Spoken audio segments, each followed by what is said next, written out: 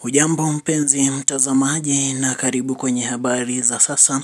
Leo tukikukaribisha na habari za kusikitisha mno kuhusu ajali mbaya barabarani ambayo imetokea kwenye mji wa Keroka unaopatikana kwenye mpaka wa kaunti ya Kisii na ile ya Nyamira katika barabara kuu inayotokea mjini Kisii kuelekea Kaplong. Ajali hiyo imehusisha gari aina ya trailer linalosemekana kusafirisha bidhaa aina ya molasses. Baada ya kupoteza mwelekeo, liliwagonga watu kando ya barabara hiyo na kuangamiza takriban watu 7 kufikia sasa na wengine kadhaa kujeruhiwa.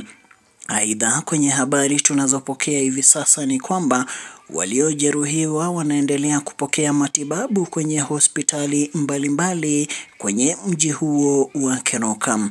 Aidha, idadi ya watu ambao wameumia bado haijathibitishwa kufikia sasa, ila ya wale ambao wamefariki inahofiwa kuwa 7 au zaidi.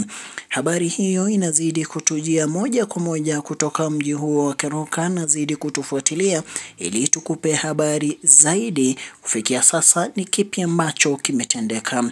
Aidha, gari za ambulansi pia na zile za kuwanusuru watu ziliweza kufika ingawa kuchelewa, na wananchi kulalamikia hatua hiyo ya serikali kuchukua ama kuwa polepole ili kuwaokoa waliohusika kwenye ajali hiyo.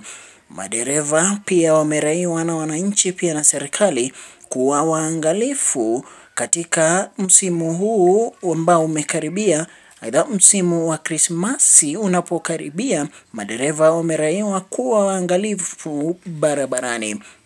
Mimi ni Nyabende.